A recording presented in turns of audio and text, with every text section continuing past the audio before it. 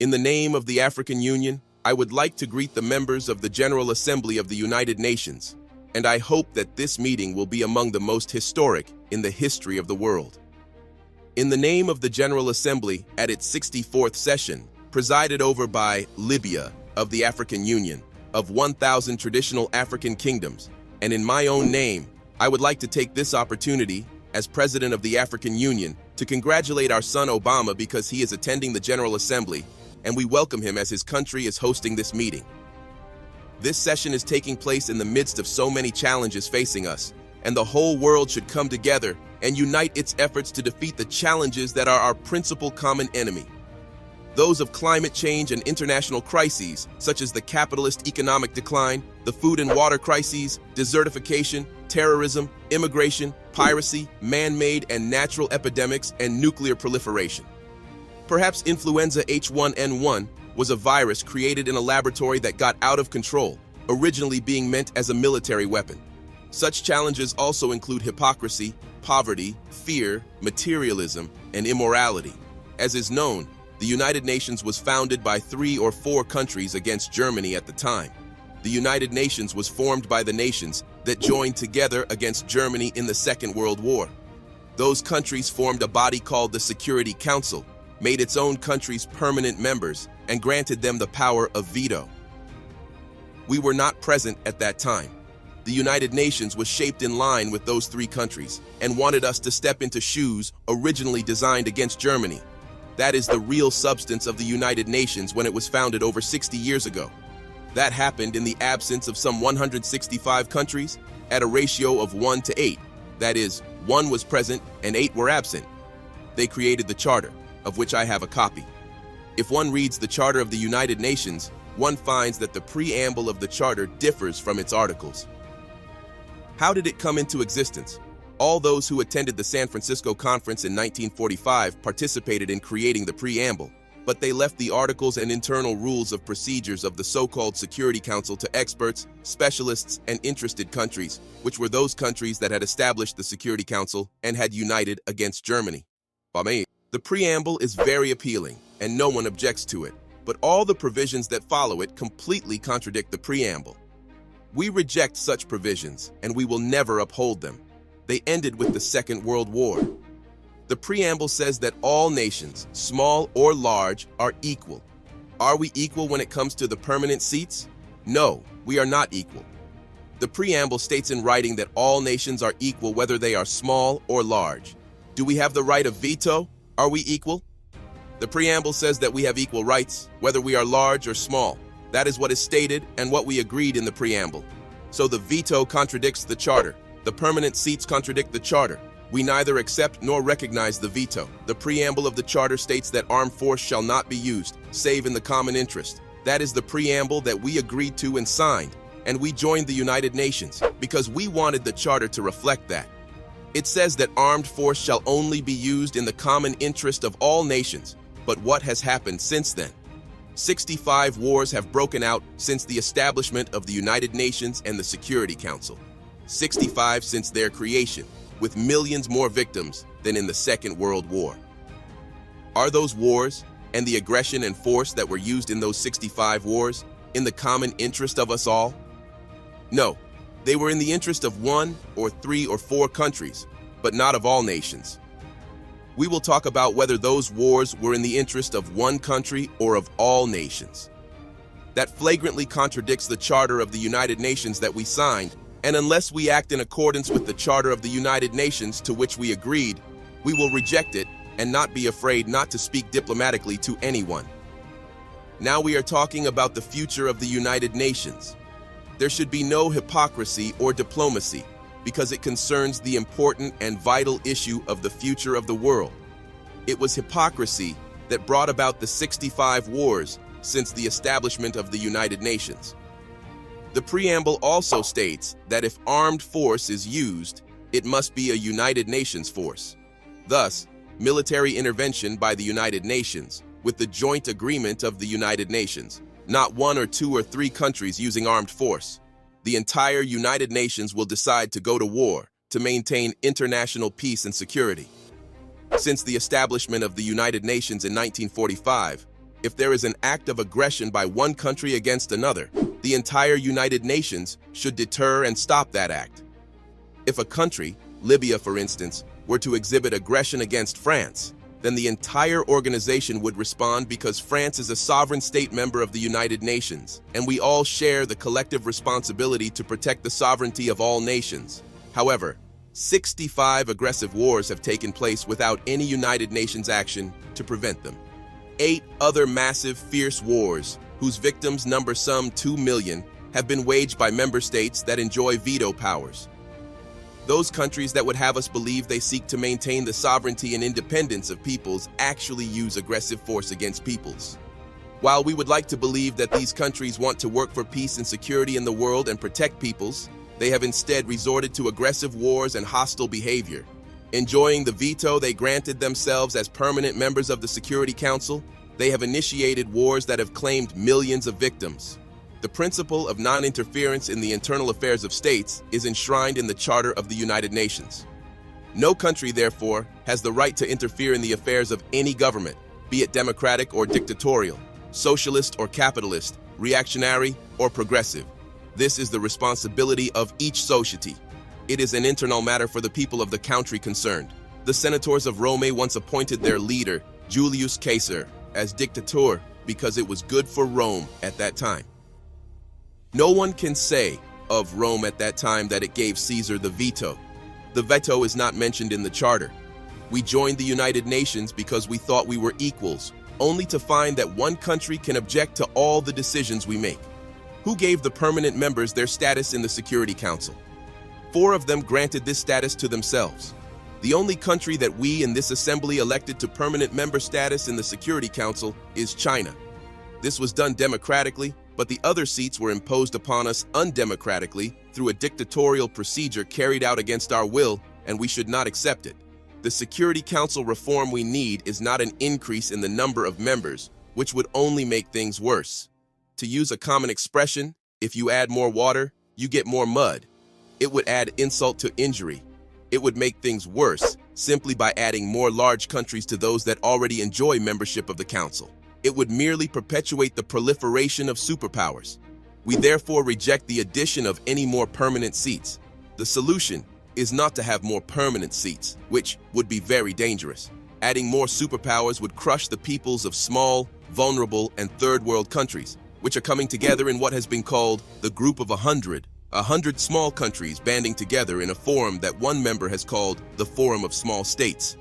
These countries would be crushed by superpowers were additional large countries to be granted membership in the Security Council. This door must be closed. We reject it strongly and categorically. Adding more seats to the Security Council would increase poverty, injustice, and tension at the world level, as well as great competition between certain countries such as Italy, Germany, Indonesia, India, Pakistan, the Philippines, Japan, Brazil, Nigeria, Argentina, Algeria, Libya, Egypt, the Democratic Republic of the Congo, South Africa, Tanzania, Turkey, Iran, Greece, and Ukraine. All these countries would seek a seat on the Security Council, making its membership almost as large as that of the General Assembly and resulting in an impractical competition. What solution can there be?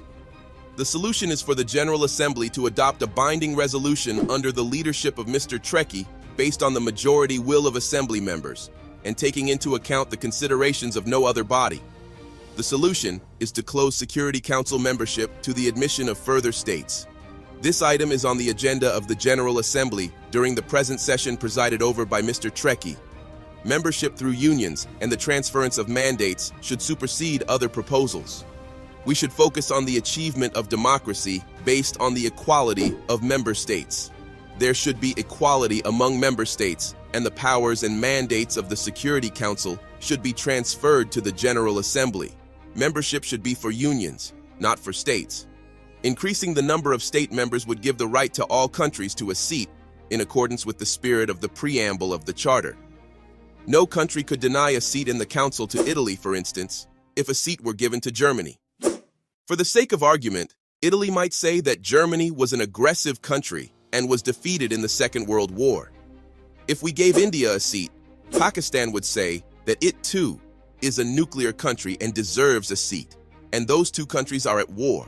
This would be a dangerous situation. If we gave a seat to Japan, then we should have to give one to Indonesia, the largest Muslim country in the world. Then Turkey, Iran, and Ukraine would make the same claim. What could we say to Argentina or Brazil? Libya deserves a seat for its efforts in the service of world security by discarding its weapons of mass destruction program. Then South Africa, Tanzania, and Ukraine would demand the same. All of these countries are important. The door to Security Council membership should be closed. This approach is a falsehood, a trick that has been exposed. If we want to reform the United Nations, bringing in more superpowers is not the way. The solution is to foster democracy at the level of the General Congress of the world, the General Assembly, to which the powers of the Security Council should be transferred. The Security Council would become merely an instrument for implementing the decisions taken by the General Assembly, which would be the Parliament, the Legislative Assembly of the world. This assembly is our democratic forum, and the Security Council should be responsible before it. We should not accept the current situation. These are the legislators of the members of the United Nations, and their resolutions should be binding. It is said that the General Assembly should do whatever the Security Council recommends. On the contrary, the Security Council should do whatever the General Assembly decides.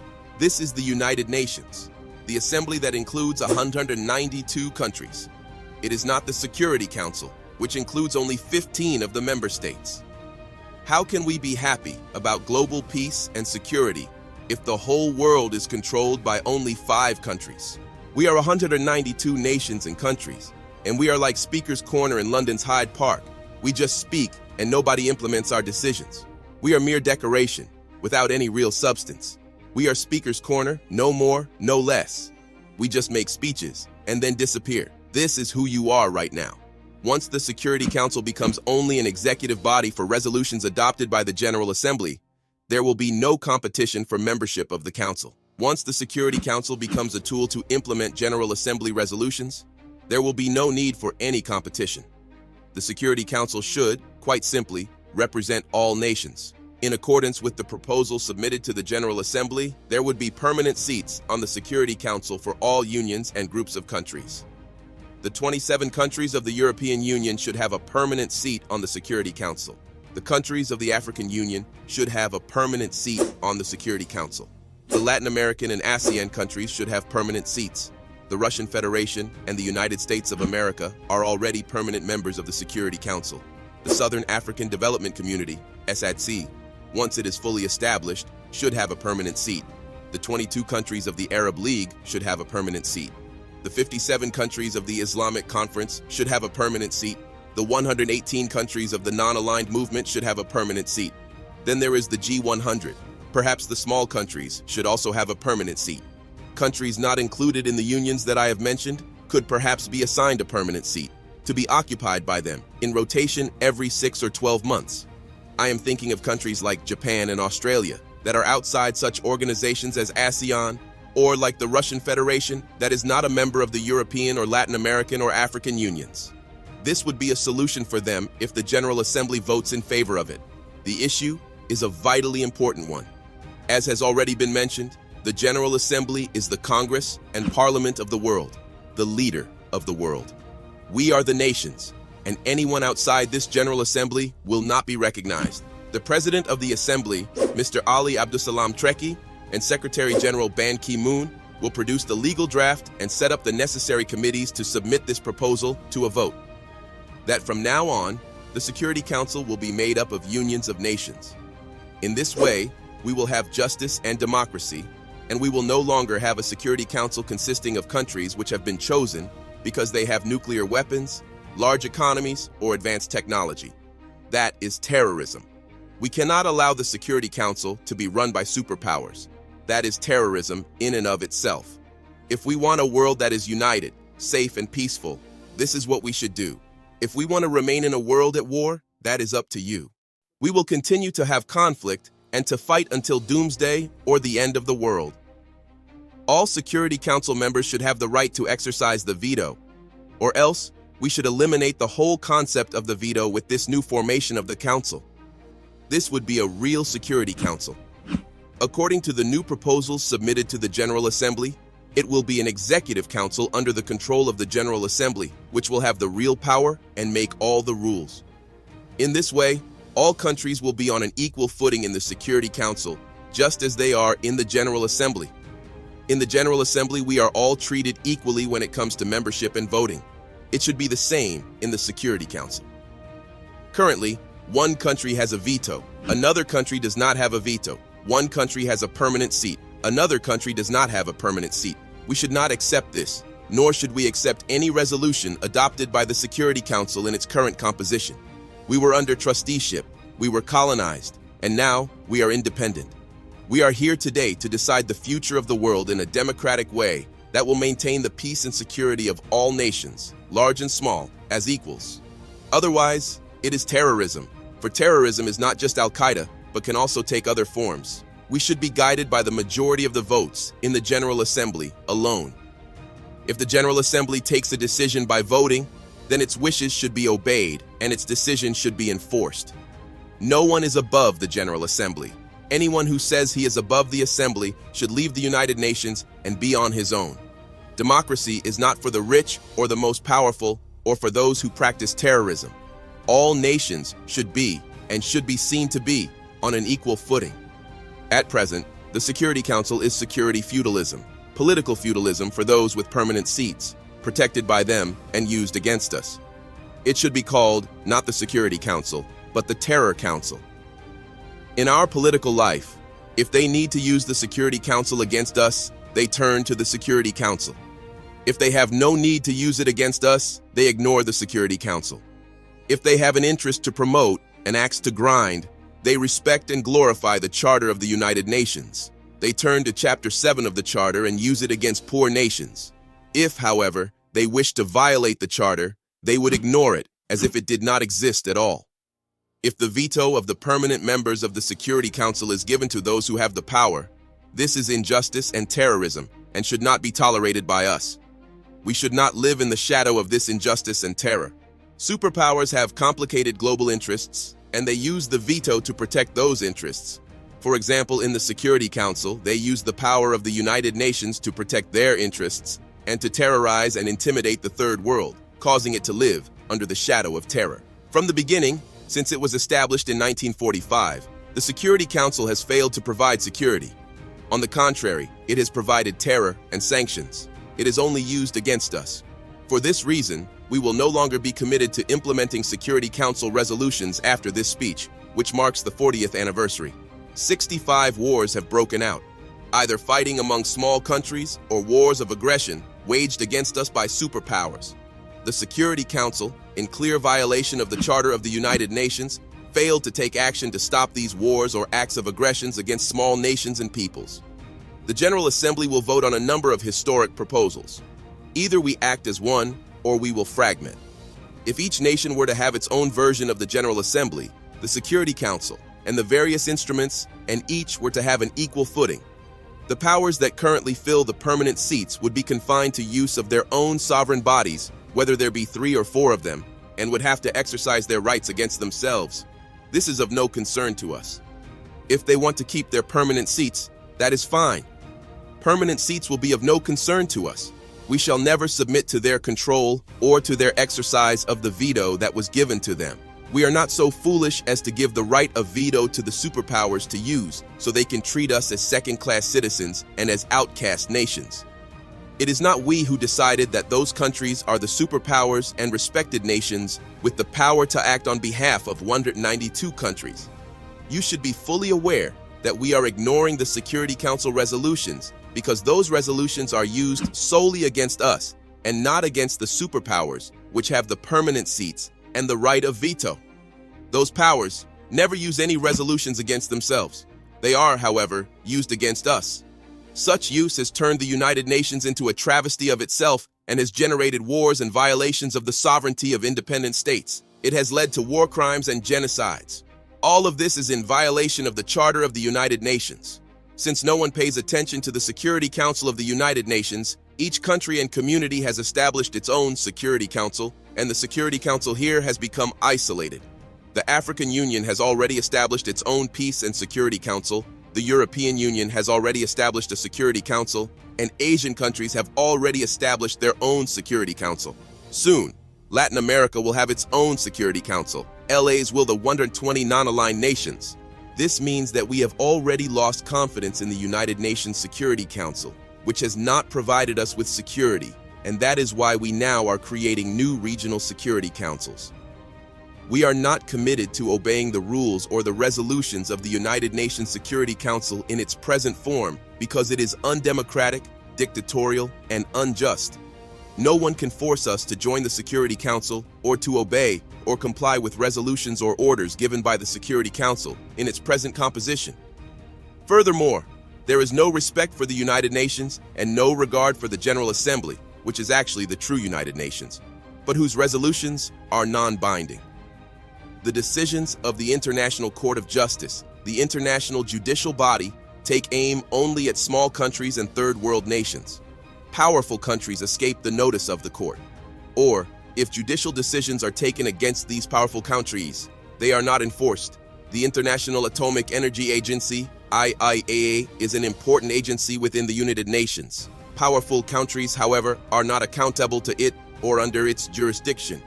We have discovered that the IAEA is used only against us. We are told that it is an international organization. But if that is the case, then all the countries of the world should be under its jurisdiction. If it is not truly international, then right after this speech, we should no longer accept it and should close it down. Mr. Trekkie, in his capacity as President of the General Assembly, should talk to the Director General of the IAEA, Mr. El Baradi, and should ask him if he is prepared to verify nuclear energy storage in all countries and inspect all suspected increases. If he says yes, then we accept the agency's jurisdiction. But if he says that he cannot go into certain countries that have nuclear power and that he does not have any jurisdiction over them, then we should close the agency down and not submit to its jurisdiction. For your information, I called Mr. El Baradi when we had the problem of the Libyan nuclear bomb. I called Mr. El Baradi and asked him if the agreements by the superpowers to reduce nuclear supplies were subject to agency control and under inspection, and whether he was aware of any increases in their activity. He told me that he was not in a position to ask the superpowers to be inspected. So, is the agency only inspecting us? If so, it does not qualify as an international organization since it is selective, just like the Security Council and the International Court of Justice. This is not equitable, nor is it the United Nations. We totally reject this situation. Regarding Africa, Mr. President, whether the United Nations is reformed or not, and even before a vote is taken on any proposals of a historic nature, Africa should be given a permanent seat on the Security Council now, having already waited too long.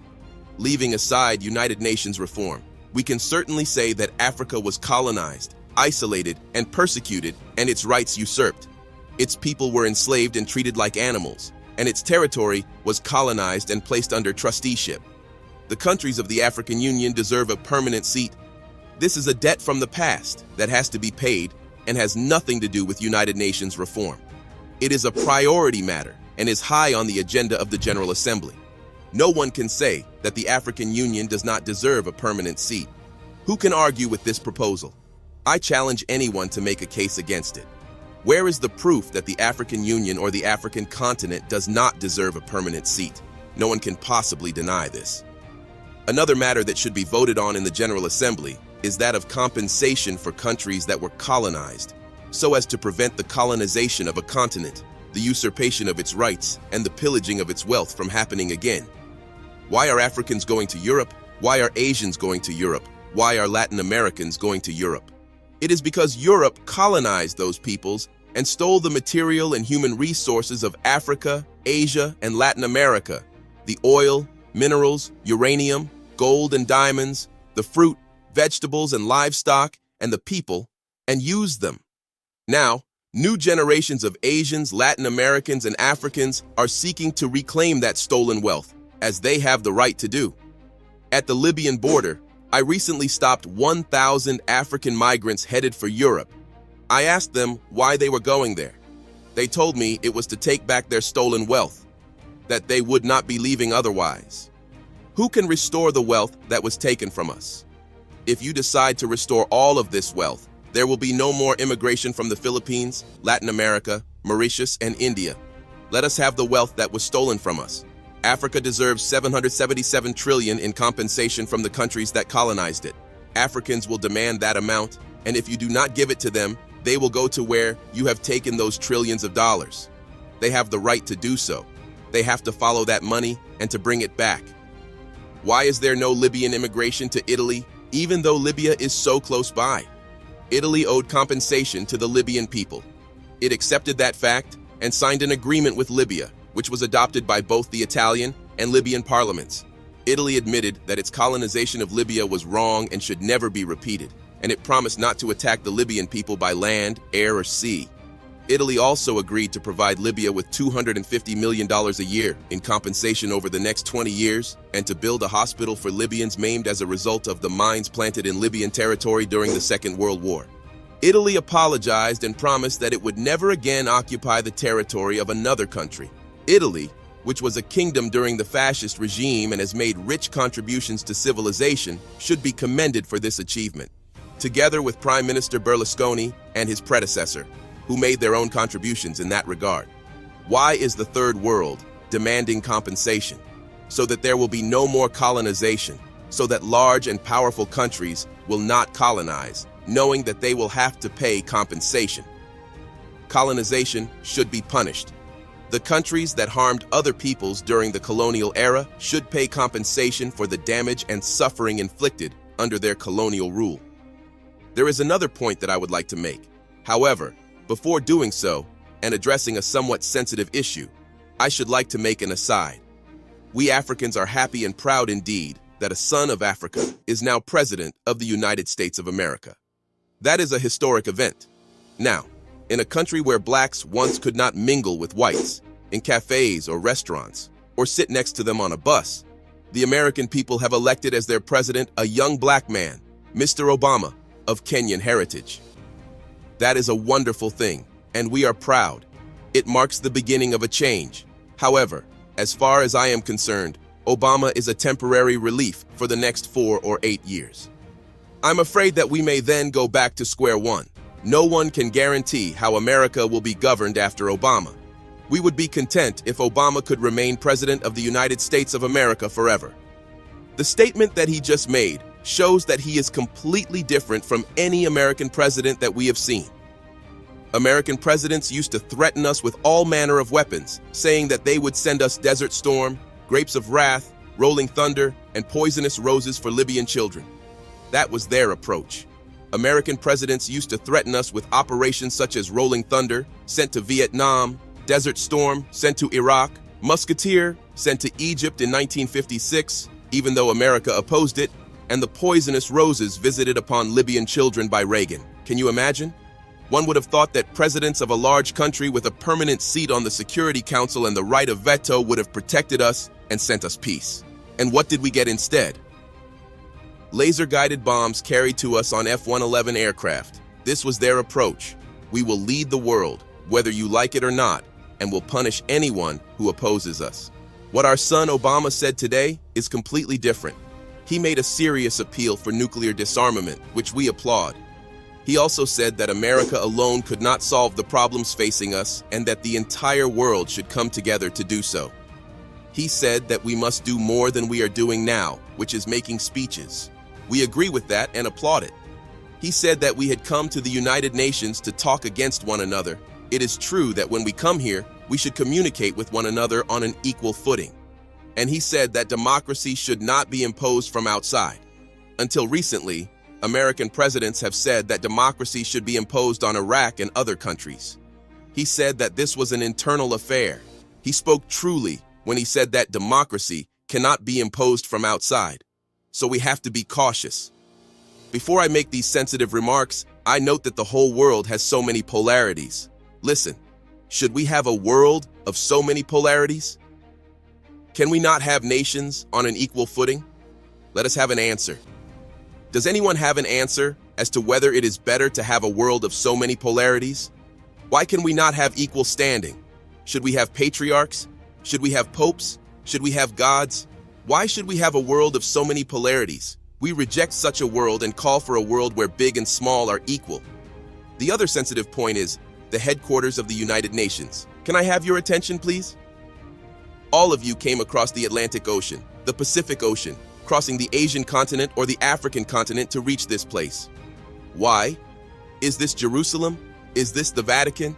Is this Mecca? All of you are tired, have jet lag, have sleepless nights. You are very tired, very low, physically. Somebody just arrived now, flying 20 hours. Then we want him to make a speech and talk about this. All of you are asleep, all of you are tired. It is clear that all of you are lacking energy because of having to make a long journey.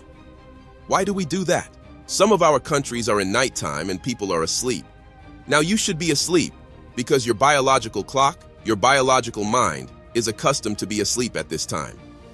I wake up at 4 o'clock New York time, before dawn, because in Libya it is 11 in the morning. When I wake up at 11 o'clock, it is supposed to be datum. At 4 o'clock, I am awake. Why? Think about it. If this was decided in 1945, should we still retain it? Why can we not think about a place that is in the middle, that is comfortable? Another important point is that America, the host country, bears the expenses and looks after the headquarters and diplomatic missions and looks after the peace and security of the heads of state who come here. They are very strict. They spend a lot of money, New York and all of America being very tight. I want to relieve America of this hardship. We should thank America. We say to America, thank you for all the trouble that you have taken on yourself. We say thank you to America. We want to help reassure America and New York and keep them calm. They should not have the responsibility of looking after security. Perhaps someday a terrorist could cause an explosion or bomb a president. This place is targeted by Al-Qaeda. This very building. Why was it not hit on 11 September? It was beyond their power. The next target would be this place. I am not saying this in an offhand manner. We have tens of members of Al-Qaeda detained in Libyan prisons. Their confessions are very scary. That makes America live under tension. One never knows what will happen. Perhaps America or this place will be targeted again by a rocket. Perhaps tens of heads of state will die. We want to relieve America from this worry. We shall take the place to where it is not targeted. Now, after 50 years, United Nations headquarters should be taken to another part of the hemisphere. After 50 years in the Western Hemisphere, for the next 50 years it should be in the Eastern Hemisphere or in the Middle Hemisphere, by rotation. Now, with 64 years, we have an extra 14 years over the 50 that headquarters should have been moved to somewhere else. This is not an insult to America. It is a service to America. We should thank America. This was possible in 1945, but we should not accept it now. Of course, this should be put to the vote in the General Assembly, only in the Assembly, because in Section 23 of the Headquarters Agreement, it says that the United Nations headquarters can be moved to another location only by a resolution of the General Assembly. If 51% of the Assembly approves relocation of headquarters, then it can be moved. America has the right to make security tight because it is targeted by terrorists and by Al-Qaeda. America has the right to take all security measures. We are not blaming America for that. However, we do not tolerate these measures. We do not have to come to New York and be subjected to all these measures. One president told me that he was told that his co-pilot should not come to America because there are restrictions. He asked how he could cross the Atlantic without a co-pilot. Why? He does not have to come here. Another president complained that his honor guard could not come because there was some misunderstanding regarding his name when it came to granting a visa. Another president said his own doctor could not get a visa and could not come to America. The security measures are very strict. If a country has any problem with America, they will set up restrictions on the movements of member delegations, as if one is in Guantanamo. Is this a member state of the United Nations, or is it a prisoner in the Guantanamo camp that cannot be allowed free movement? This is what is submitted to the General Assembly for a vote. Moving the headquarters. If 51% agree, then we come to the second vote, to the middle of the globe or to the eastern part. If we say that we must move the headquarters to the middle of the hemisphere, why do we not move to Sirte or Vienna? One can come even without a visa. Once you come as a president, Libya is a secure country. We are not going to restrict you to 100 or 500 meters. Libya has no hostile actions against anybody. I think the same holds true of Vienna. If the vote says we should move headquarters to the eastern part, then it will be Delhi or Beijing. the capital of China or the capital of India? That is logical, my brothers. I do not think there will be any objection to that. Then you will thank me for this proposal, for eliminating the suffering and the trouble of flying 14, 15, or 20 hours to come here. No one can blame America or say that America will reduce its contributions to the United Nations. No one should have that bad thought. America, I am sure, is committed to its international obligations. America will not be angry. It will thank you for alleviating its hardship, for taking on all that hardship and all the restrictions, even though this place is targeted by terrorists. We come now to the issues that will be considered by the General Assembly. We are about to put the United Nations on trial. The old organization will be finished and a new one will emerge. This is not a normal gathering. Even son Obama said that this is not a normal gathering. It is a historic meeting. The wars that took place after the establishment of the United Nations, why did they occur? Where was the Security Council? Where was the Charter? Where was the United Nations? There should be investigations and judicial intervention. Why have there been massacres? We can start with the Korean War, because it took place after the establishment of the United Nations. How did a war break out and cause millions of victims? Nuclear weapons could have been used in that war. Those who are responsible for causing the war should be tried and should pay compensation and damages. Then we come to the Suez Canal War of 1956. That file should be opened wide. 3 countries with permanent seats on the Security Council and with the right of veto in the Council attacked a member state of this General Assembly. A country that was a sovereign state, Egypt, was attacked. Its army was destroyed. Thousands of Egyptians were killed and many Egyptian towns and entities were destroyed, all because Egypt wanted to nationalize the Suez Canal. How could such a thing have happened during the era of the United Nations and its charter? How is it possible to guarantee that such a thing will not be repeated unless we make amends for past wrongs? Those were dangerous events, and the Suez Canal and Korean War files should be reopened. Next, we come to the Vietnam War. There were 3 million victims of that war. During 12 days, more bombs were dropped than during 4 years of the Second World War. It was a fiercer war, and it took place after the establishment of the United Nations and after we had decided that there would be no more wars. The future of humankind is at stake. We cannot stay silent. How can we feel safe? How can we be complacent? This is the future of the world, and we who are in the General Assembly of the United Nations must make sure that such wars are not repeated in the future. Then Panama was attacked, even though it was an independent member state of the General Assembly. 4,000 people were killed, and the president of that country was taken prisoner and put in prison. Noriega should be released. We should open that file. How can we entitle a country that is a United Nations member state to wage war against another country and capture its president, treat him as a criminal, and put him in prison? Who would accept that? It could be repeated. We should not stay quiet. We should have an investigation. Any one of us member states could face the same situation, especially if such aggression is by a member state with a permanent seat on the Security Council and with the responsibility to maintain peace and security worldwide. Then there was the war in Grenada. That country was invaded even though it was a member state. It was attacked by 5,000 warships, 7,000 troops, and dozens of military aircraft, and it is the smallest country in the world. This occurred after the establishment of the United Nations and of the Security Council and its veto. And the president of Grenada, Mr. Maurice Bishop, was assassinated. How could that have happened with impunity? It is a tragedy. How can we guarantee that the United Nations is good or not, that a certain country is good or not? Can we be safe or happy about our future or not? Can we trust the Security Council or not? Can we trust the United Nations or not? We must look into and investigate the bombing of Somalia. Somalia is a United Nations member state. It is an independent country under the rule of IDID. We want an investigation. Why did that happen? Who allowed it to happen?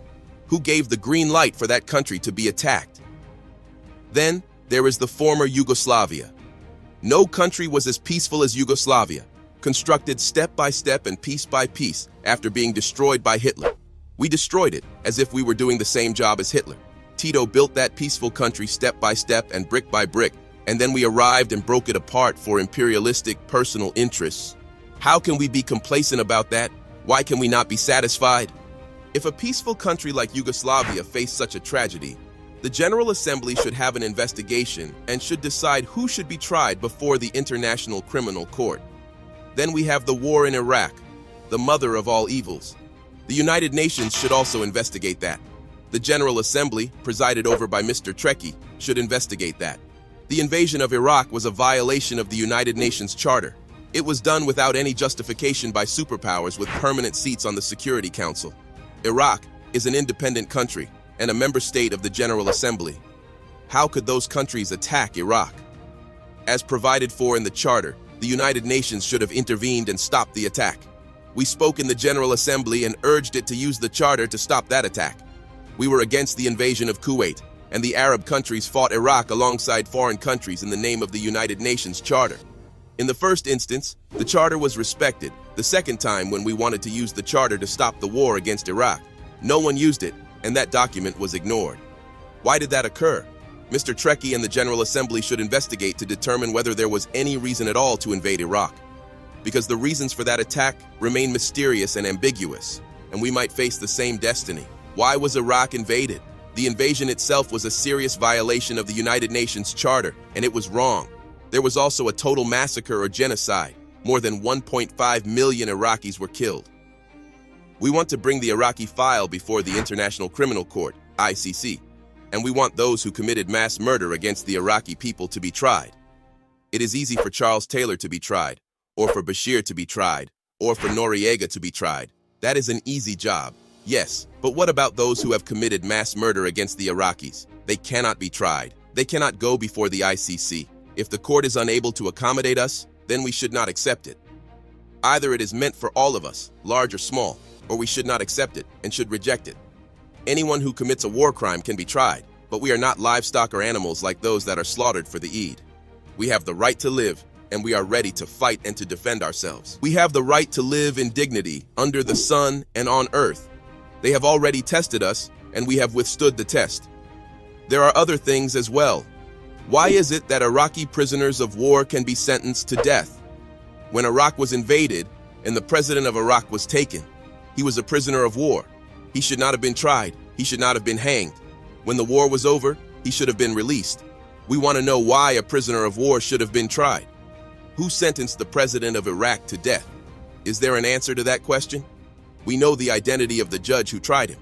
As to who tied the noose around the president's neck on the day of sacrifice and hanged him, those people wore masks. How could this have happened in a civilized world? These were prisoners of war of civilized countries under international law. How could government ministers and a head of state be sentenced to death and hanged? Were those who tried them lawyers or members of a judicial system? Do you know what people are saying? They are saying that the faces behind the masks were those of the President of the United States and the Prime Minister of the United Kingdom, and that it was they who put the President of Iraq to death. Why do the executioners not unmask their faces? Why do we not know their ranks? Why do we not know whether they were officers, judges, soldiers, or doctors? How does it come about that the President of a state member of the United Nations was sentenced to death and killed? We do not know the identity of the executioners.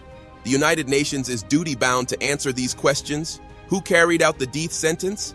They must have legal status and official responsibilities. We should know their identities, and we should know about the presence of officien and the nature of all the legal proceedings. That would be true for an ordinary citizen, let alone for the president of a state member of the United Nations who was put to death in that manner. My third point on the Iraq War relates to Abu Ghraib. This was a disgrace to humankind. I know that the United States authorities will investigate this scandal, but the United Nations must not ignore it either. The General Assembly should investigate this matter. Prisoners of war held in Abu Ghraib prison were torturers, dogs were set on them, men were raped. This is unprecedented in the history of war. It was sodomy, and it was an unprecedented sin, never before committed by past aggressors or invaders. Prisoners of war are soldiers, but these were raped in prison by a state, a permanent member of the Security Council. This goes against civilization and humankind. We must not keep silent. We must know the facts. Even today, 250,000 Iraqi prisoners, men and women alike, remain in Abu Ghraib. They are being maltreated, persecuted, and raped. There must be an investigation. Turning to the war in Afghanistan, this too must be investigated. Why are we against the Taliban? Why are we against Afghanistan? Who are the Taliban? If the Taliban want a religious state, that is fine. Think of the Vatican. Does the Vatican pose a threat to us? No. It is a religious, very peaceful state. If the Taliban want to create an Islamic Emirate, who says that this makes them an enemy? Is anyone claiming that bin Laden is of the Taliban or that he is Afghan?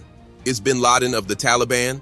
No, he is not of the Taliban and he is not Afghan. Were the terrorists who hit New York City of the Taliban? Were they from Afghanistan? They were neither Taliban nor Afghan. Then, what was the reason for the wars in Iraq and in Afghanistan?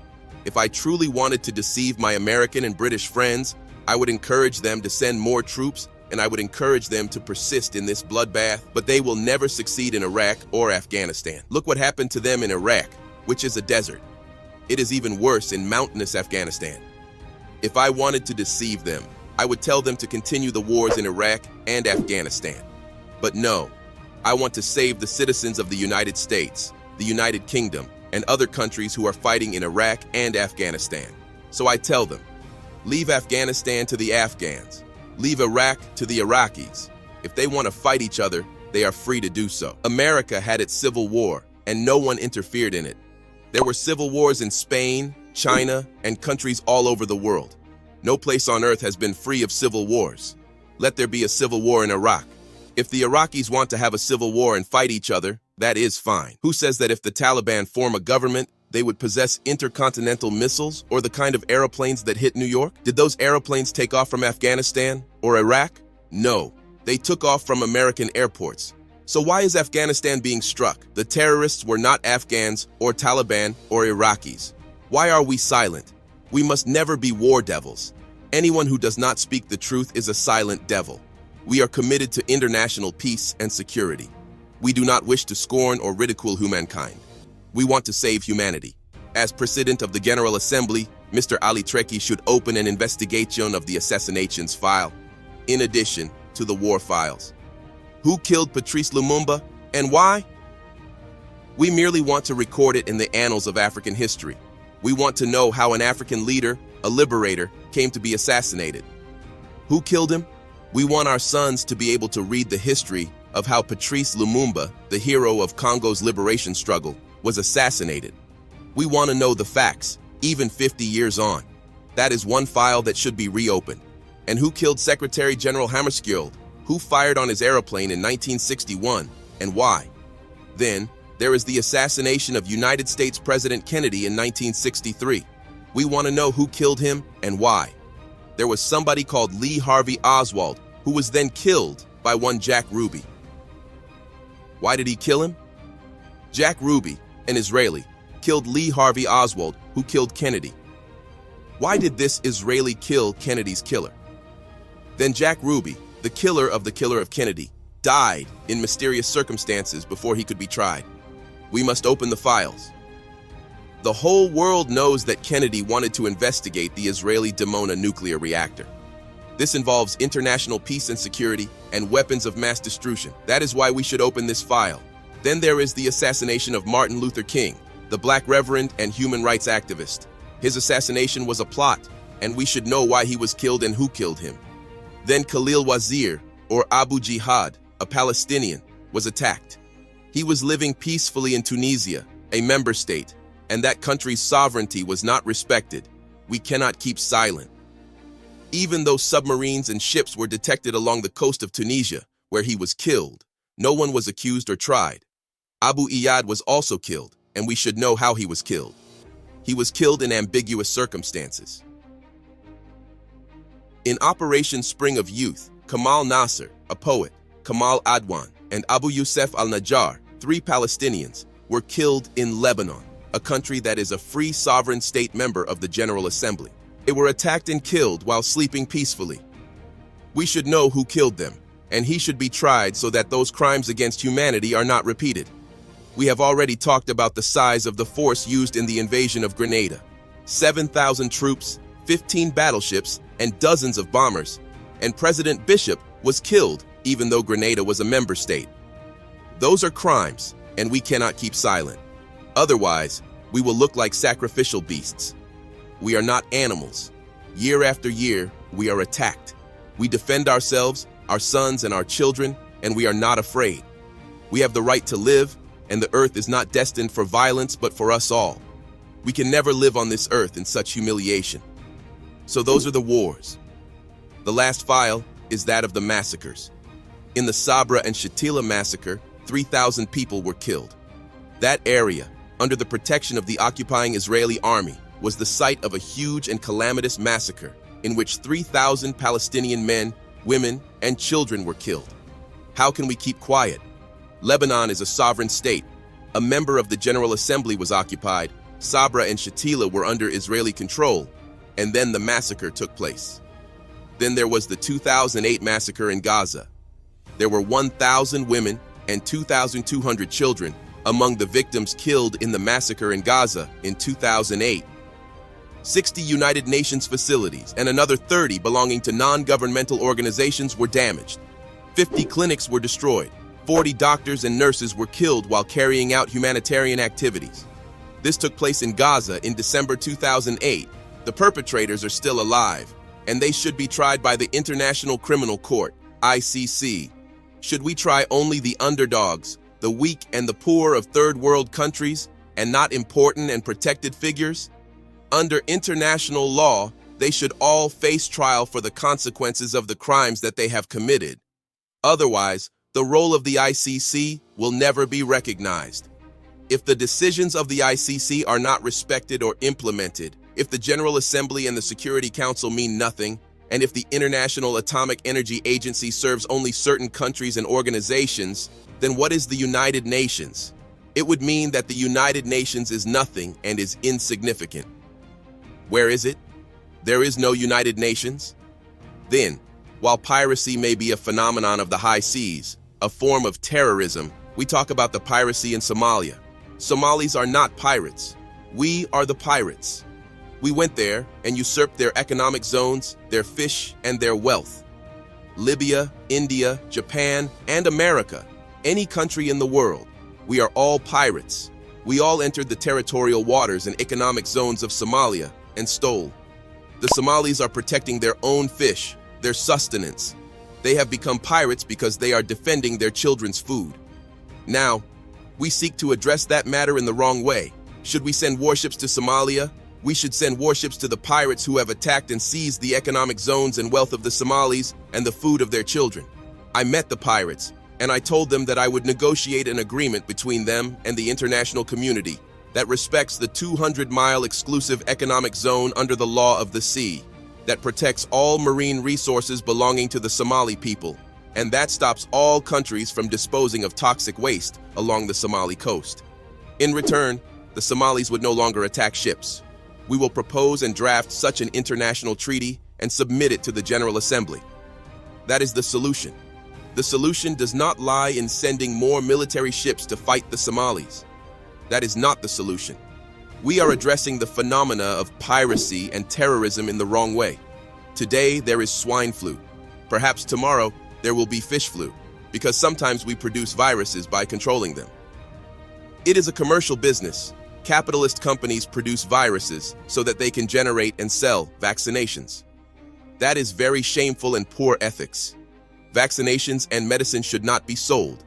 In the Green Book, I maintain that medicines should not be sold or subject to commercialization. Medicines should be free of charge and vaccinations given free to children.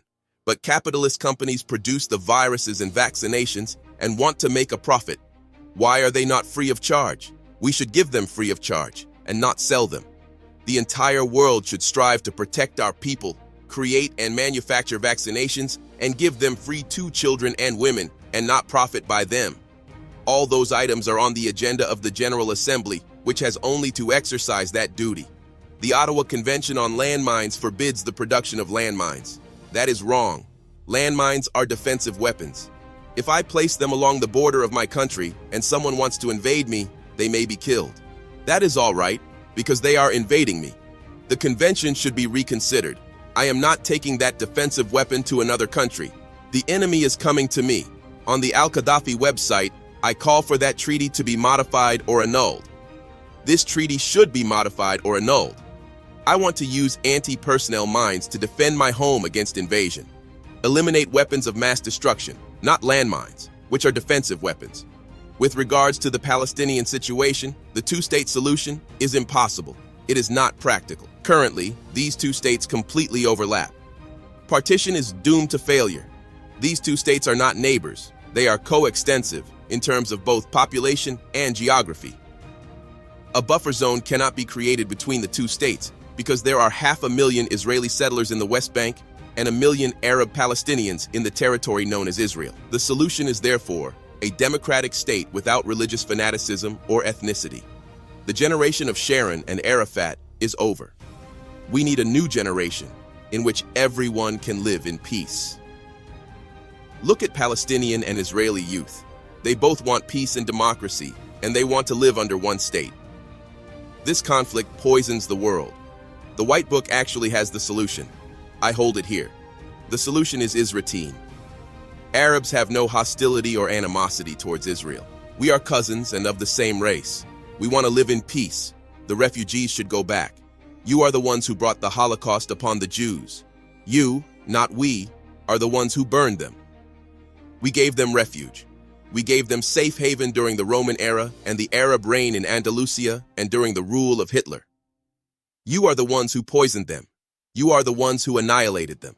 We provided them with protection. You expelled them. Let us see the truth. We are not hostile. We are not enemies of the Jews. And one day, the Jews will need the Arabs. At that point, Arabs will be the ones to give them protection, to save them, as we have done in the past. Look at what everybody else did to the Jews. Hitler is an example. You are the ones who hate the Jews, not us. In brief, Kashmir should be an independent state, neither Indian nor Pakistani. We must end that conflict. Kashmir should be a buffer state between India and Pakistan. With regard to Darfur, I truly hope that the assistance provided by international organizations can be used for development projects, for agriculture, for industry, and for irrigation. You are the ones who made it a crisis. You put it on the altar. You wanted to sacrifice Darfur so that you could interfere in its internal affairs. You have turned the Hariri problem into a United Nations problem. You are selling Hariri's corpse. You just want to settle scores with Syria. Lebanon is an independent state. It has laws, courts, a judiciary, and police. At this stage, it is no longer the perpetrators that are being sought. The real wish is to settle scores with Syria, not ensure justice for Hariri. The cases of Khalil al-Wazir, Lumumba, Kennedy, and Hammarskjöld should also have been turned over to the United Nations if the Hariri case merits such attention. The General Assembly is now under the presidency of Libya. This is our right. Libya hopes that you will assist in making the transition from a world fraught with crises and tension to a world in which humanity, peace, and tolerance prevail. I will personally follow up on this issue with the General Assembly, President Trekkie, and the Secretary General. It is not our habit to compromise when it comes to the destiny of humanity and the struggles of the Third World and the 100 small nations, which should live in peace always.